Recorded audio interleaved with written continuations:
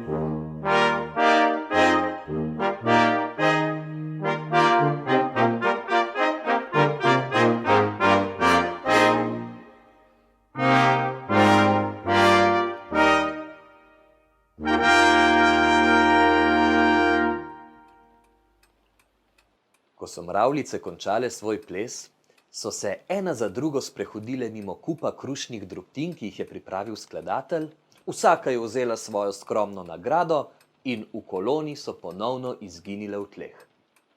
Na mizi je ostala le še ena mravljica. Včasih res se vse brezupno zdi. Včasih svet je temen kraj, a vedno v neki mali špranji upanje tiči. Svetloba, ki nam pokaže pot nazaj. In še preden je skladatelj zbral misli, da bi odgovoril, je mravljica vzela še poslednjo drobtino in izginila v špranji. Skladatelj je še nekaj časa v tišini sedel za mizo in opazoval kup razmetanega papirja.